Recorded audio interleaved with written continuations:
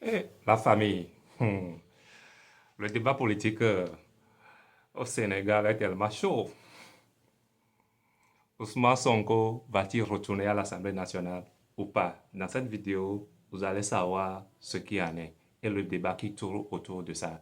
Bien, c'est votre serviteur Sylvanus Quevi, mais je ne suis pas du tout content avec vous. Pourquoi vous ne vous abonnez pas à ma chaîne? Abonne-toi. Abonne-toi et active la cloche de notification pour ne rien rater. N'hésitez pas à partager la vidéo et de liker la vidéo également. Bien, la question qui se pose aujourd'hui tourne autour de la démission du président de l'Assemblée nationale au Sénégal et le retour possible de l'ancien Premier ministre Ousmane Sonko. Sera-t-il possible ou pas? Cette vidéo vous le dira, avec quelques pièces maîtresses qui éclaircissent le sujet et le débat. Au cœur de la nation sénégalaise, tout le monde veut que Sonko retourne à l'Assemblée nationale. Mais il y a une poignée de personnalités politiques aussi qui en font obstacle. Mais la question que nous nous posons, ce sont les tests de la Constitution et le règlement intérieur de l'Assemblée nationale qui empêchent Sonko de retourner ou bien l'ambition démesurée de certaines personnes. Là, je vais vous laisser suivre l'audience accordée à maître Aïssa Taoub. Bon, je massacre un peu le nom. On doit voir l'audience accordée à elle avec les explications qu'elle a fournies au grand public. Suivons la vidéo. Au nom du groupe parlementaire Takku Sénégal, vous remercier d'être venu, mais surtout permettez-moi, à titre personnel, de remercier tous les collègues députés, membres de ce groupe qui m'entourent ici cet après-midi, et au-delà, remercier tous les responsables, particulièrement ceux de l'Alliance pour la République, dirigés ici par Sidiki Kaba, qui viennent assister à ce que nous sommes en train de faire. Alors, il faut le comprendre. Ce que nous sommes en train de faire, ce n'est pas juste un exercice protocolaire où un groupe parlementaire vient se prononcer sur une situation à l'Assemblée nationale. Loin de là. L'exercice que nous voulons faire avec vous est un exercice républicain extrêmement important, un exercice de clarification, mais surtout un exercice d'alerte. Alerte au peuple sénégalais pour ce qui est en train de se passer à l'Assemblée nationale si le processus n'est pas arrêté et immédiatement arrêté. Alors, tenant compte de la gravité de la situation, je voulais emprunter à Victor Hugo ceci. Il dit que dans des moments troubles, et je considère que ce qui se passe à l'Assemblée nationale va jeter le trouble au Sénégal. Donc, dans des moments troubles, il faudrait que chacun d'entre nous accepte d'être le serviteur du droit, mais qu'il accepte aussi d'être l'esclave de son devoir.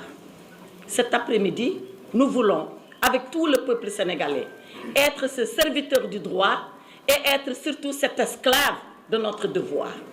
Alors, c'est quoi être serviteur du droit? Être serviteur du droit, c'est rappeler que le Sénégal est une république.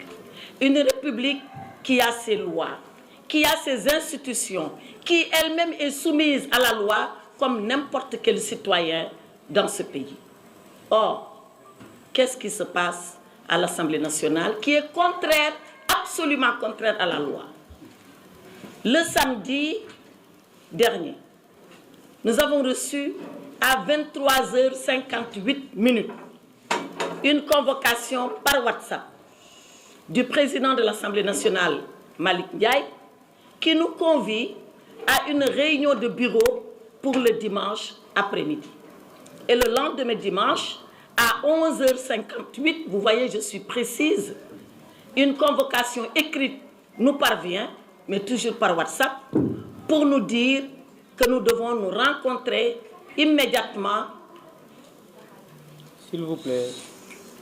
Que nous devons nous rencontrer immédiatement en tant que membres du bureau à 16 heures. Je précise que de toute l'opposition à l'Assemblée nationale, c'est-à-dire les 35 députés que nous sommes, il n'y a que dans le groupe Takku Wallu où vous aurez des membres du bureau. En la personne de Mme Racky Diallo, ici présente, vice-présidente du bureau de l'Assemblée nationale, et à ma modeste personne, qualité de présidente de groupe parlementaire.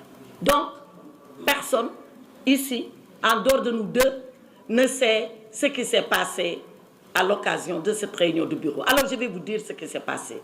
Et bien sûr, sans violer le secret de nos délibérations.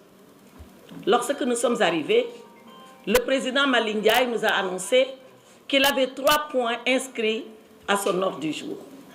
Le premier point était relatif à ce qu'il a appelé une instruction générale du bureau.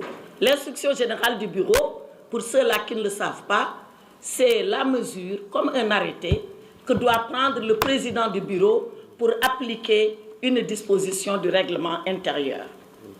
Et cette instruction générale du bureau, je vais y revenir, il nous dit qu'il a trait à expliquer comment un député qui veut revenir à l'Assemblée nationale peut revenir à l'Assemblée nationale et comment surtout son suppléant doit être traité au moment où le suppléant quitte pour que le titulaire revienne.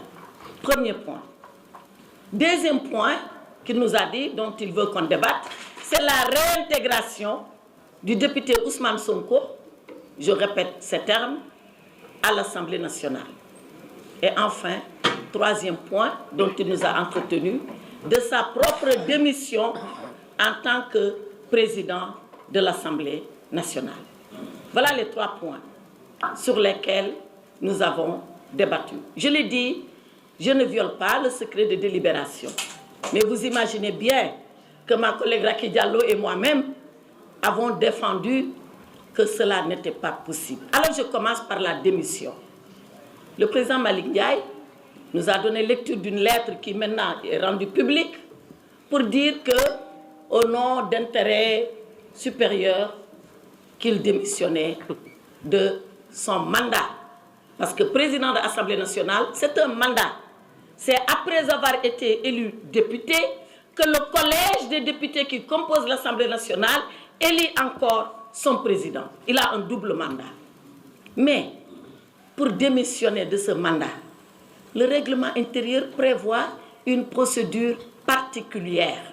Or, lui, il est arrivé, il a sorti sa lettre, il l'a lue, il en a tiré la conséquence qu'il n'est pas le président de l'Assemblée nationale et il a passé la charge à son vice-président. Cette procédure, elle est illégale, elle est absolument illégale. La démission de Malick Ndiaye, je suis désolée de le dire, n'a pas respecté les dispositions du règlement intérieur. Or, que disent les dispositions du règlement intérieur? C'est l'article 15, si vous pouvez me le sortir. L'article 15, et il n'y a pas besoin d'être juriste, hein, il suffit juste de lire et de comprendre. L'article 15 du règlement intérieur dit ceci. En cas de vacance de la présidence de l'Assemblée nationale, par la démission, par l'empêchement définitif ou par le décès du président de l'Assemblée, le premier vice-président, après avoir convoqué le bureau qui le constate, en informe l'Assemblée. Donc voilà la procédure. Si le président démissionne, c'est le premier vice-président qui convoque le bureau fait constat que le président a démissionné et invoque l'Assemblée. Et l'Assemblée, c'est la plénière. Comment Malick Ndiaye a démissionné? Il n'a pas tenu informé le premier vice-président. Le premier vice-président n'a pas fait le constat auprès du bureau et on n'a surtout pas réuni la plénière. Le président Malick Ndiaye s'est contenté de lire une lettre de démission simple et nous a dit, à partir de ce moment, je ne suis plus le président de l'Assemblée nationale. Donc, cette démission du président Malick Ndiaye, au regard de l'article 15 dont je viens de vous donner lecture, elle est nulle et non avenue. Mais elle est surtout dangereuse. Elle est dangereuse. Moi, je fais partie des gens qui réfléchissaient, ou des collègues qui réfléchissaient sur la réforme du règlement intérieur. Et qu'avions-nous fait à l'époque? À l'époque, on avait conféré au président de l'Assemblée nationale un mandat de 5 ans pour éviter l'instabilité de l'institution. Rappelez-vous combien de présidents dans l'histoire du Sénégal ont été victimes de cette instabilité. Et le dernier exemple connu et reconnu, c'est celui du président Macky Sall, qui a fait 1 an au perchoir. On s'est précipité de changer la loi pour le sortir, et il a démissionné d'ailleurs en tant que président de l'Assemblée nationale. Et nous avons voulu garantir le président de l'Assemblée nationale contre cette instabilité. Et voilà que celui qui est bénéficiaire de cette garantie, il vient nous la jeter à la figure, comme pour nous dire « je n'en ai pas besoin ». Mais ce qu'il a fait, ça heurte l'institution parlementaire elle-même. Mais ce sont ses raisons à elle, et l'histoire retiendra et le jugera. Mais pour le moment, la loi l'a jugé parce que sa démission, elle est illégale. Et nous voudrions vous dire cela pour que vous le compreniez. Maintenant, sur les 2 autres points de l'ordre du jour, sur l'instruction générale de bureau, il n'y a pas grand-chose à dire. C'est les modalités par lesquelles le suppléant de M. Ousmane Sonko, s'il est installé, va bénéficier de certains droits, de certains privilèges, savoir il va conserver son passeport diplomatique, il va conserver ses indemnités pendant X mois, il va. C'est ça, l'instruction générale du bureau. Donc, nous pouvons passer là-dessus. Reste maintenant le 3e point. Le 3e point, et c'est là où nous devons être les serviteurs du droit.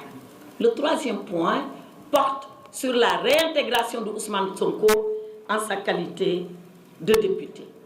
Vous avez vu tout le débat que cela a suscité. Nous n'avons que le règlement intérieur comme viatique. Le règlement intérieur est une loi organique qui elle-même se fonde sur la Constitution. Et qu'est-ce qui se passe? M. Ousmane Sonko était Premier ministre du Sénégal. Il a conduit la liste de PASTEF aux élections législatives de 2024. Et il a été élu tête de liste, comme tête de liste avec tous ses collègues députés. Et que disent les dispositions? D'abord, la Constitution. La Constitution, c'est son article 54. Et je vais vous lire l'article 54. L'article 54 dit clairement: la qualité de membre du gouvernement est incompatible avec un mandat parlementaire. Donc c'est clair, quand on est membre du gouvernement, ça va de Premier ministre jusqu'à secrétaire d'État, on ne peut pas être député. Ousmane Sonko, au moment où il conduisait la liste, était Premier ministre du Sénégal. Il a battu campagne, il est Premier ministre du Sénégal. Il a été élu, il est toujours Premier ministre du Sénégal. Donc, sur la base de l'article 54 de la Constitution, il ne peut pas être Premier ministre et député. Or, il a été élu député, il était Premier ministre. Qu'aurait-il fallu faire? Voilà la question. Qu'aurait-il fallu faire? Il aurait fallu que, à ce moment précis, si M. Ousmane Sonko voulait rester avec son mandat de député, sachant que l'article 54 le rend incompatible avec le mandat de député, il aurait fallu qu'il démissionnât de son poste de Premier ministre pour rester député. Parce que non seulement l'article 54 de la Constitution le dit, mais les articles du règlement intérieur le mettent en œuvre. Et je reviens au règlement intérieur. Le règlement intérieur, c'est l'article 123 sur les incompatibilités. Et l'article 123 dit, pour reprendre l'article 54 de la Constitution, le mandat de député est incompatible avec la qualité de membre du gouvernement. Donc, Ousmane Sonko est membre du gouvernement, son mandat est incompatible. Il ne peut pas être député et en même temps membre du gouvernement. Or, le 2 décembre 2024, Ousmane Sonko était député et il était membre du gouvernement. Mais la loi poursuit. La loi poursuit pour dire, quand on est membre du gouvernement et en même temps député, on vous laisse la possibilité pendant 8 jours d'opter et de faire un choix. Ou vous choisissez votre mandat de député, auquel cas il n'y a pas de problème, vous restez à l'Assemblée nationale, ou alors vous choisissez de rester ministre, Premier ministre, secrétaire d'État, c'est-à-dire membre du gouvernement. Et qu'est-ce qui dit ça? C'est l'article 123, toujours, qui dit que vous avez 8 jours pour faire le choix. Et si dans les 8 jours, vous ne choisissez pas, qu'est-ce qui se passe? Je rappelle d'abord qu'Ousmane Sonko a choisi dès le premier jour. Nous avons ici ces déclarations télévisées où il dit « Le président de la République, son Excellence Bassirou Diomaye Diakhar Faye a besoin de moi. À ses côtés, je vais maintenir mes fonctions de Premier ministre et démissionner de l'Assemblée nationale. » Il savait très bien ce qu'il disait à ce moment-là. Il était en train de faire un choix clair entre son mandat de député et ses fonctions de Premier ministre.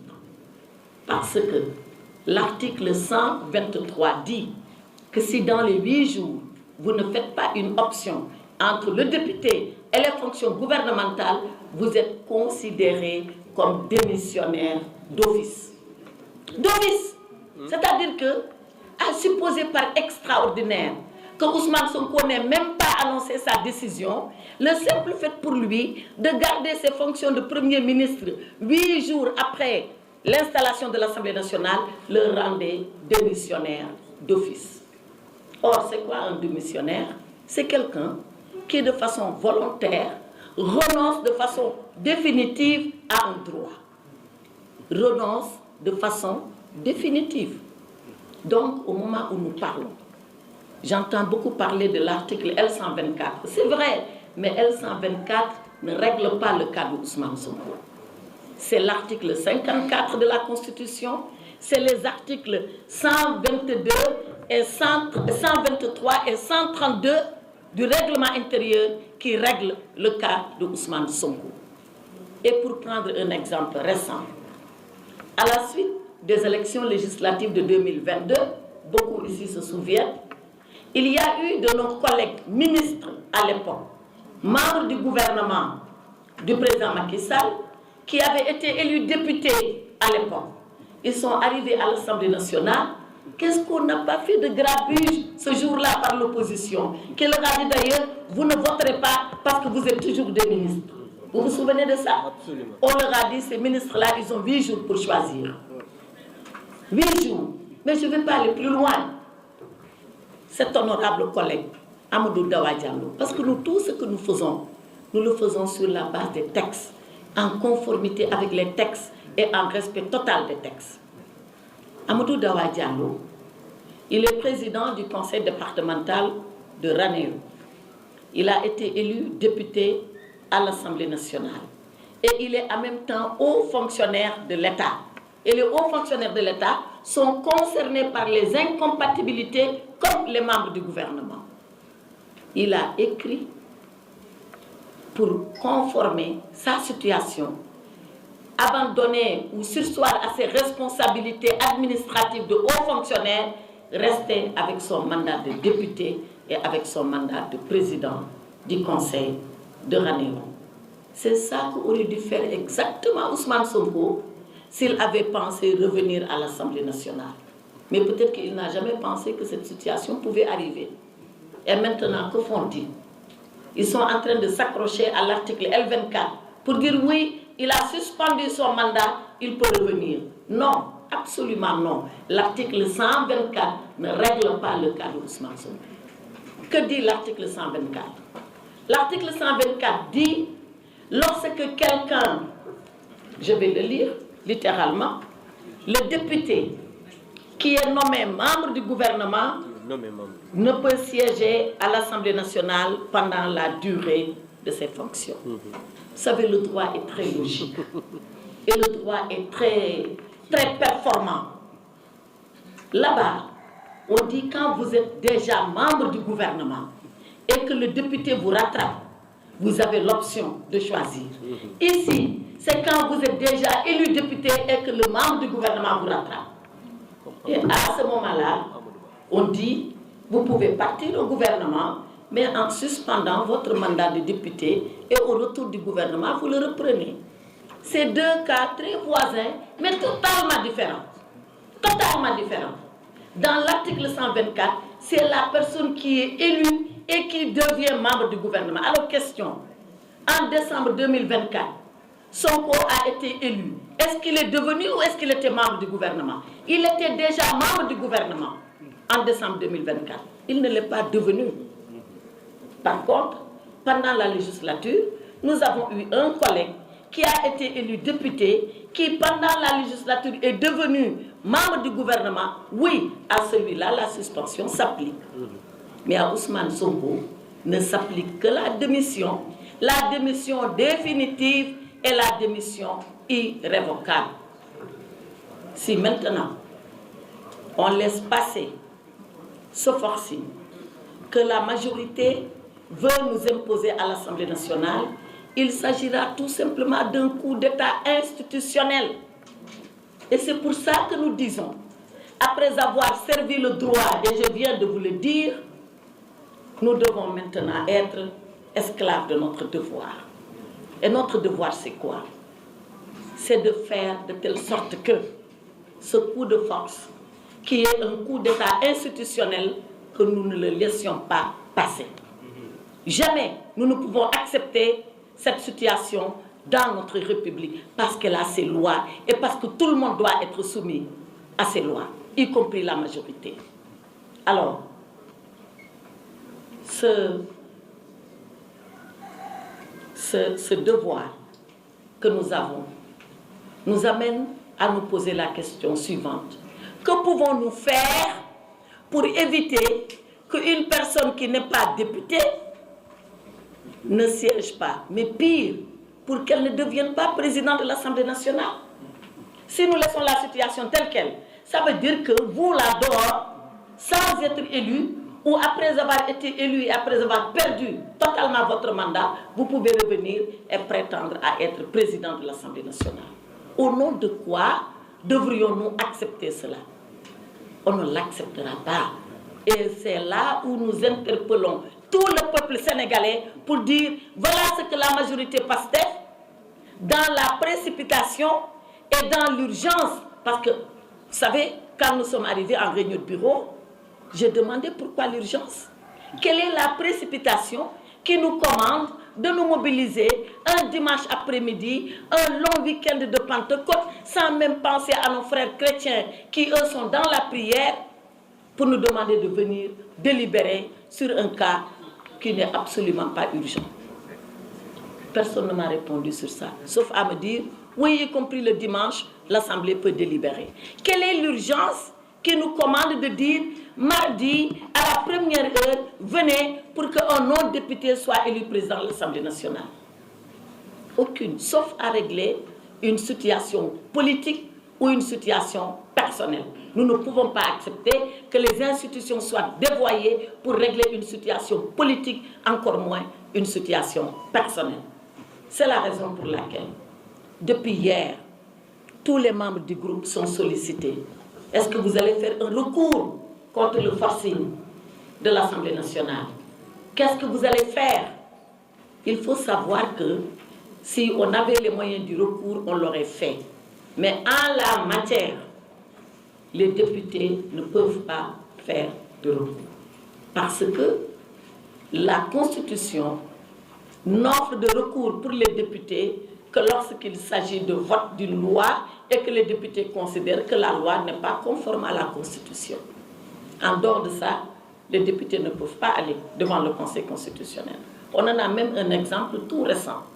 En 2024, quand notre bureau a été installé, nous avions eu, rappelez-vous, un débat très vif sur le respect de la parité. Nous voulions proposer un vice-président homme et la majorité voulait nous imposer une vice-présidente. Nous avons été jusqu'au Conseil constitutionnel. Pourquoi? Parce que nous voulions épuiser la matière. Et le Conseil nous a dit qu'en dehors du contentieux des élections, qu'en dehors de la contestation de la légalité d'une loi, que le député ne peut pas intervenir et que le Conseil ne peut pas interférer dans l'élection du bureau de l'Assemblée nationale. C'est une décision du Conseil en date du 18 décembre 2024. Nous pouvons vous donner le document. Donc, nous ne pouvons pas faire de recours. Mais alors, quelle est la solution? Et c'est là où le peuple sénégalais est interpellé. La solution, c'est le président de la République, Bassirou Diomaye Diakhar Faye, qui l'a en main.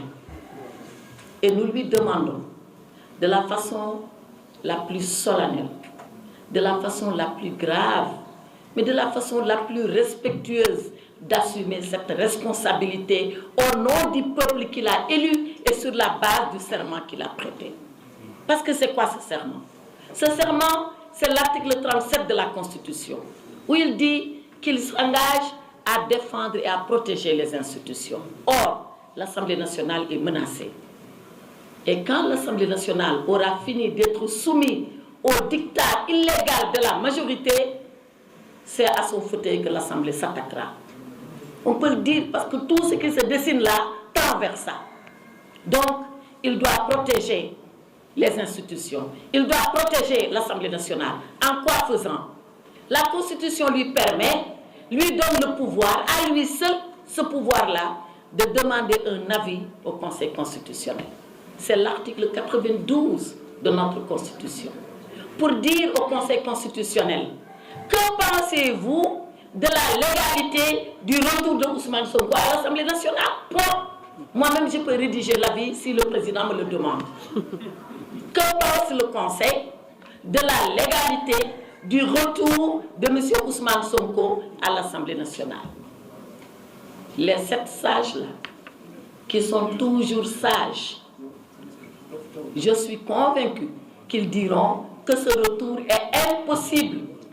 Il est impossible parce que Ousmane Sonko, Premier ministre du Sénégal, élu député, est retourné dans ses fonctions de Premier ministre en application des articles 123 et 132 du règlement intérieur sur les incompatibilités, que cela rend impossible le retour de Ousmane Sonko à l'Assemblée nationale. Et la cause est entendue. Et la cause est entendue. Donc, nous demandons au président de la République, de façon grave, de façon solennelle, dans tout le respect que nous lui devons, de prendre cette responsabilité à bras le corps. Le peuple du Sénégal ne lui demande qu'une chose, c'est d'assumer cette responsabilité-là. Le jour où il ne le fera pas, et je ne peux pas imaginer qu'il ne le fasse pas, le jour où il ne le fera pas, eh bien, il portera une atteinte grave au Sénégal et aux Sénégalais. Donc, Monsieur le Président de la République, le groupe parlementaire Takku Wallu Sénégal, qui représente le peuple à l'Assemblée nationale, comme vous, ce peuple-là vous a élu, le groupe Takku Wallu Sénégal vous demande, devant ce peuple qui vous a élu, devant ce peuple qui vous a mandaté, et vous rappelant les termes de votre serment, d'engager la demande d'avis auprès du Conseil constitutionnel, de défendre l'Assemblée nationale, qui est cette institution vénérable de la République, et de faire de telle sorte que le Sénégal, qui a toujours été un pays de droit, le Sénégal, dans sa singularité institutionnelle, regardez les pays qui nous entourent et ce qui s'y passe. Si nous sommes restés debout, c'est parce que nous avons des institutions solides, des institutions pérennes, des institutions que tout le monde garantit. Et le premier garant de ces institutions,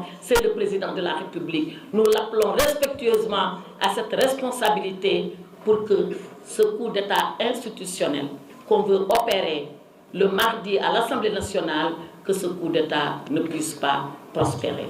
Voilà ce que je voulais dire au nom du groupe parlementaire Takku Wallu Sénégal, en vous remerciant, en remerciant mes collègues, en remerciant tous les responsables de l'Alliance pour la République qui nous accompagnent cet après-midi dans ce moment solennel où le Sénégal est à un tournant. Il faut que ce tournant soit le tournant du bien, le tournant où on conforte la loi, le tournant où on respecte le droit, le tournant où chaque institution, dans ce qui lui a été défini par la Constitution, reste cette institution et qu'une majorité, parce qu'elle est une majorité, ne se permette plus de faire ce qu'elle veut et de s'amuser avec nos lois et nos règlements. Je vous remercie.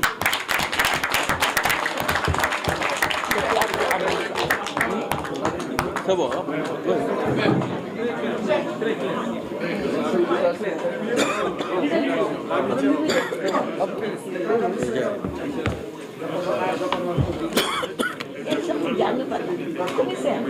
Bien, j'espère que vous êtes déjà abonné à la chaîne. Je l'espère bien. De vous à moi, vous pensez vraiment que Sonko va-t-il retourner à l'Assemblée nationale? Ça sera légal ou bien illégal? Dites-moi ce que vous en pensez dans la section commentaires et restez toujours câblés pour la suite. Il y a tellement de bérets à faire autour de ce sujet sénégalais. Restons toujours connectés à ma chaîne et vous allez suivre toutes les actualités au bon moment et au bon heure. Merci.